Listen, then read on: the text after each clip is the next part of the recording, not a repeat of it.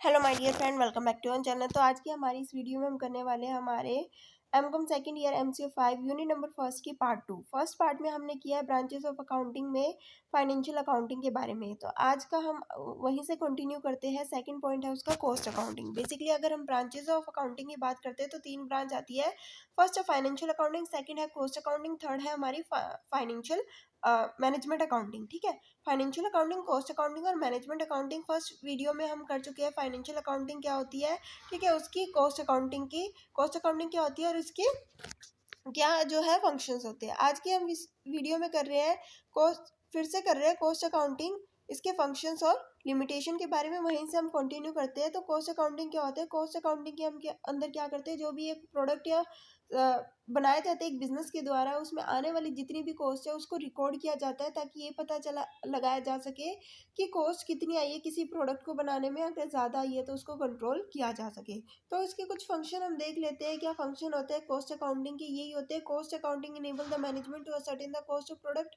Cost accounting बनाने का main motive यही होता है कि हम ये पता लगा सके कि किसी प्रोडक्ट को बनाने में कॉस्ट कितनी आई है। जब हमें कॉस्ट पता चलेगी तो हम क्या कर सकते हैं, ईजिली हम अपने प्रोडक्ट के प्राइसेस को फिक्स कर सकते हैं। कहीं ना कहीं अगर हमें कॉस्ट पता चल रही है, अगर ज़्यादा कॉस्ट चाहिए तो कहीं ना कहीं हम ये देख सकते हैं कि किस तरीके से हम इस कॉस्ट को जो है वो कम कर सके ताकि हम कॉम्पिटिटिव एडवांटेजेस जो है वो ले सके, ताकि हम अपने प्रोडक्ट के प्राइसेस को सही से फिक्स कर सके। उसके बाद आते हैं कि it increases efficiency and reduce wastage and cost.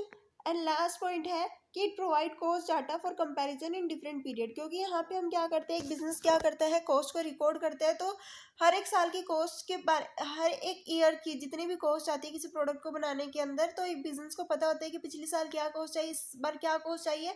तो कंपैरिजन कर सकते हैं कि क्या रीजंस है कि डिफरेंट डिफरेंट पीरियड में कॉस्ट ज़्यादा या कम आने का क्या कारण है। ठीक है, तो ये थे हमारे कॉस्ट अकाउंटिंग के कुछ फंक्शन। अब हम पढ़ते हैं कॉस्ट अकाउंटिंग के लिमिटेशन के बारे में। There is no common system of cost accounting applicable to all industry. ऐसा नहीं है कि एक ही सिस्टम है, एक ही रूल है, एक ही प्रिंसिपल है जो हर एक इंडस्ट्री में अप्लाई होता है। नहीं, कोई कॉमन सिस्टम नहीं है कॉस्ट अकाउंटिंग का जो कि हर एक इंडस्ट्रीज पे एप्लीकेबल हो। Cost accounting can be use only in big organization. हर कोई जो है कॉस्ट अकाउंटिंग का यूज नहीं करता, सिर्फ बिग ऑर्गेनाइजेशन जो है इसका यूज करती है। उसके बाद आता है हमारा मैनेजमेंट अकाउंटिंग। ठीक है, तो अब हम जानते हैं मैनेजमेंट अकाउंटिंग होते क्या है। Management accounting it is a method of accounting that create statement, report and document that help the management in making better decision related to business performance. यानी कि मैनेजमेंट अकाउंटिंग के अंदर जो भी स्टेटमेंट होती है, रिपोर्ट्स होते हैं, डॉक्यूमेंट, इनको क्या किया जाता है, बनाया जाता है ताकि ये क्या कर सके, मैनेजमेंट की हेल्प कर सके डिसीजन मेकिंग में। जो मैनेजमेंट अकाउंटिंग का यूज़ किया जाता है वो प्राइमरी इंटरनल पर्पस के लिए यूज़ किया जाता है। ठीक है, तो अगर हम बात करते हैं कि मैनेजमेंट अकाउंटिंग की लिमिटेशन क्या होती है, based on the cost and financial information. ये किस पे बेस्ड होता है, जो भी हमारी फाइनेंशियल इन्फॉर्मेशन होती है, जो भी हमारी कॉस्ट अकाउंटिंग जो भी हमने की होती है उसके बेसिस पे हम क्या करते हैं, डिसीजन वगैरह लेते हैं।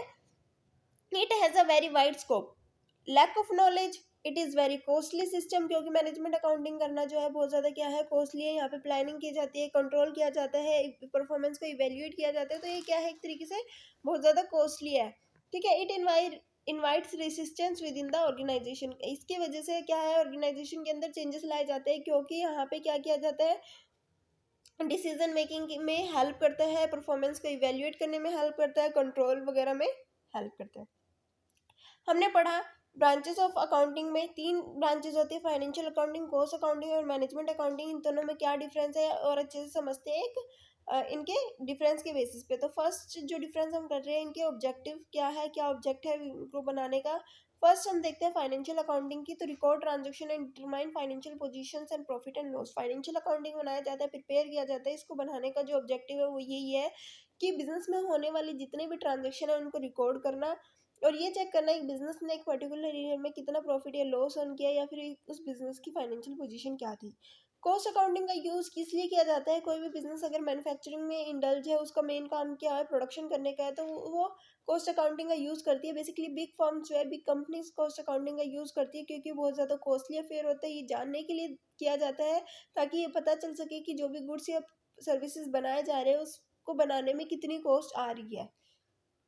मैनेजमेंट अकाउंटिंग का क्यों यूज़ किया जाता है, मैनेजमेंट अकाउंटिंग क्या करता है, it to assist the management in decision making and policy formulation, यानी कि यहाँ पे जो भी फाइनेंशियल अकाउंटिंग है, जो भी कॉस्ट अकाउंटिंग है, उनका यूज़ करके जो है मैनेजमेंट अकाउंटिंग का बनाया जाता है। मैनेजमेंट अकाउंटिंग बेसिकली क्या है, यहाँ पे मैनेजर क्या करता है, जितने भी अकाउंट्स है, जितने भी डॉक्यूमेंट्स है, उनका यूज़ करके डिसीजन मेकिंग करता है और पॉलिसी वगैरह को बनाता है मैनेजमेंट अकाउंटिंग का यूज़ करके। बेसिकली मैनेजमेंट अकाउंटिंग जो है, जो मेन प्राइमरी मोटिव है मैनेजमेंट अकाउंटिंग का, वो विद इन द ऑर्गेनाइजेशन होता है। ऑर्गेनाइजेशन के अंदर मैनेजर जो है बेसिकली इसका यूज़ करता है ताकि वो डिसीजन मेकिंग कर सके, पॉलिसी वगैरह को बना सके। उसके बाद हम देखते हैं नेचर के बेसिस पे फाइनेंशियल अकाउंटिंग में किस पे ध्यान दिया जाता है, it concern with the historical data, क्योंकि यहाँ पे जितने भी डाटा को रिकॉर्ड किया जाता है उससे देखा जाता है कि लास्ट ईयर कितना प्रॉफिट अर्न किया, इस बार कितना। बेसिकली इतना हेल्पफुल नहीं होता फाइनेंशियल अकाउंटिंग, क्योंकि यहाँ पे जो डाटा रिकॉर्ड किया जाता है हिस्टोरिकल बेसिस पे होता है। तो यहाँ पे जो अगर हम फ्यूचर में कोई डिसीजन ले रहे हैं तो हम इसको यूज़ नहीं कर सकते, क्योंकि फ्यूचर में जो प्राइसेस है वो चेंज हो रहे हैं, असेट्स के प्राइस चेंज हो रहे हैं, तो इतना रेलिवेंट नहीं है। ठीक है, तो उसके बाद हम बात करते हैं कॉस्ट अकाउंटिंग की। तो कॉस्ट अकाउंटिंग जो है वो किस पे ध्यान देता है, present as well as past record. ठीक है, जो भी हमने आज की कॉस्ट कितनी आई किसी प्रोडक्ट को बनाने में, पास्ट में कितनी आई थी, तो यहाँ पे कंपैरिजन कर सके ताकि हमें पता चल सके कि कितनी कॉस्ट जो है वो बढ़ी है किसी प्रोडक्ट को बनाने के लिए, या फिर क्या रीजंस है, कहाँ कहाँ कॉस्ट में इंक्रीमेंट आया है या बेनिफिट हुआ है। उसके बाद मैनेजमेंट अकाउंटिंग की अगर हम बात करें तो मैनेजमेंट अकाउंटिंग जो है फ्यूचरिस्टिक इन नेचर है, क्योंकि यहाँ पे जो मैनेजमेंट की अकाउंटिंग की जाती है उसका बेसिक काम होता है डिसीजन मेकिंग करना, प्लानिंग करना, कंट्रोलिंग करना, फॉर पॉलिसी को बनाना। तो ये फ्यूचरिस्टिक नेचर की थी चीज। तो ये थी आज की हमारा टॉपिक ब्रांचेस ऑफ अकाउंटिंग। उसके बाद हम करते हैं रोल ऑफ मैनेजमेंट अकाउंटेंट। ठीक है, तो मैनेजमेंट अकाउंटेंट का क्या रोल है, he play a very significant role in the decision making process of an organization. Decision making process में हेल्प करता है किसी भी ऑर्गेनाइजेशन की।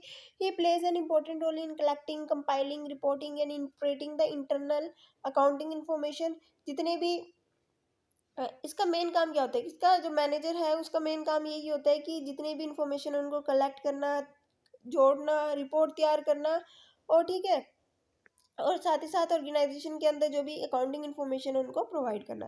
ही prepare the financial and cost control report to satisfy the requirement of the different level of management. Cost को और financial report को prepare करने का काम होता है ताकि वो क्या कर सके, डिफरेंट लेवल ऑफ मैनेजमेंट पे जो भी रिपोर्ट की रिक्वायरमेंट है उसको फुलफिल कर सके।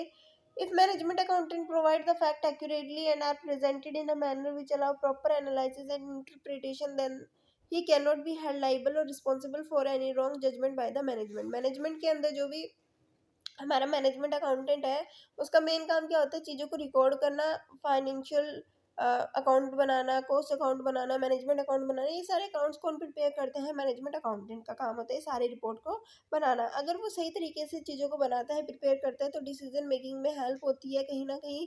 सही तरीके से डिसीजन मेकिंग या सही तरीके से जजमेंट एक ऑर्गेनाइजेशन के द्वारा की जाती है।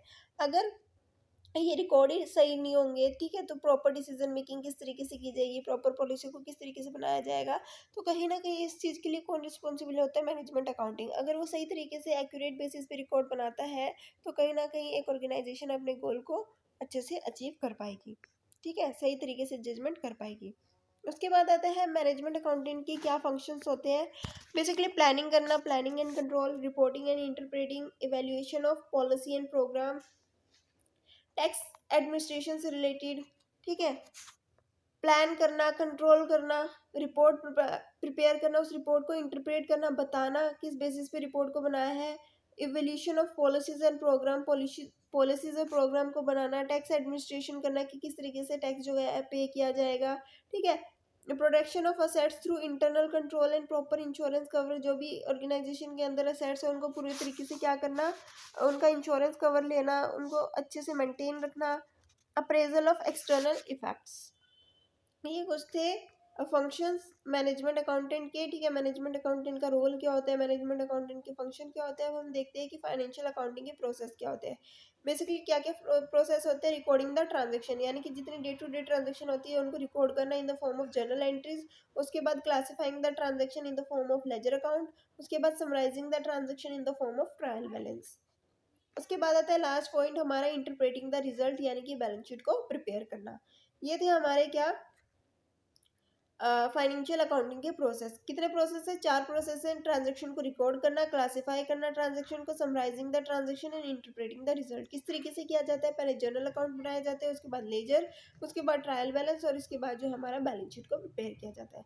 अब जो हमारा नेक्स्ट टॉपिक आता है वो आता है अकाउंटिंग इक्वेशन से रिलेटेड कि किस तरीके से अकाउंटिंग इक्वेशन को बनाया जाता है। तो total assets equal to capital plus liability, जितने भी हमारे ऑर्गेनाइजेशन के टोटल असेट्स होते हैं वो किसके इक्वल होते हैं? कैपिटल प्लस लायबिलिटी के। तो किस तरीके से ट्रांजेक्शन को रिकॉर्ड किया जाता है? Recording of transaction in books of account based on the accounting information. Each transaction has dual effect on the financial profit of a concern. Initially, the capital contributed by the owner to the business will be in the form of cash, and cash is treated as an assets of the firm.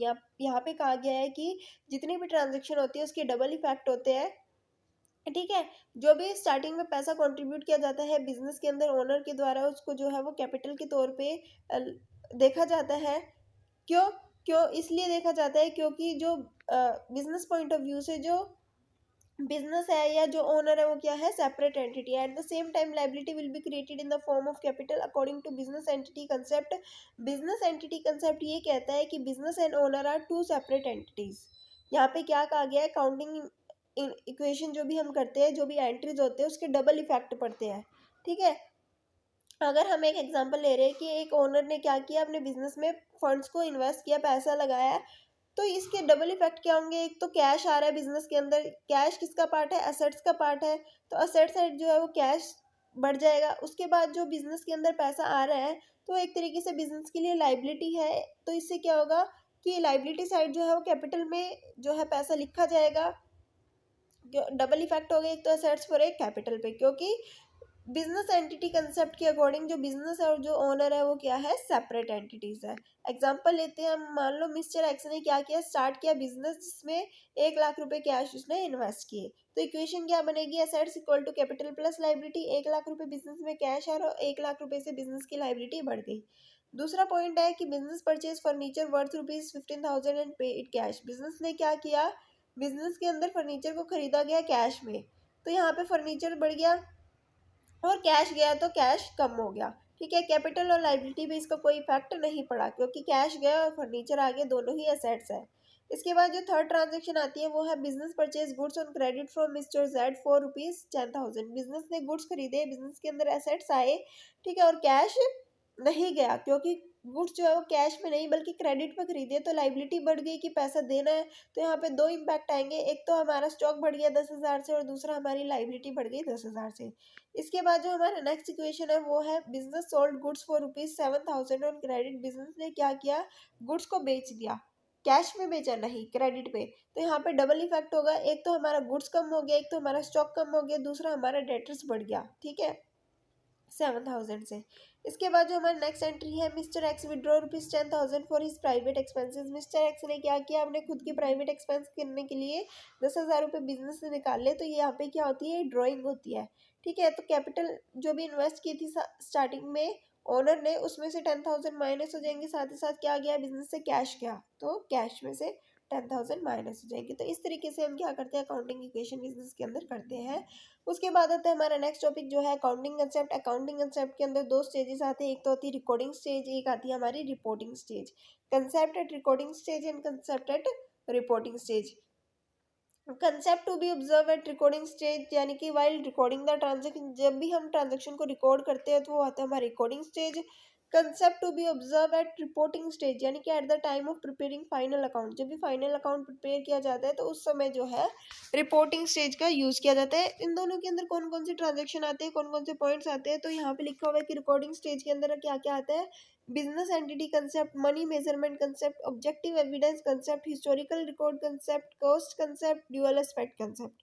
इसके बाद आता है हमारे reporting stage में हम कौन कौन से पॉइंट लिखते हैं? Going concern concept, accounting period concept, matching concept, conservatism, consistency concept, full disclosure concept और मटेरियलिटी कंसेप्ट। सबसे पहले हम देखते हैं हमारा रिकॉर्डिंग कंसेप्ट के अंदर बिजनेस एंटिटी कंसेप्ट क्या होता है।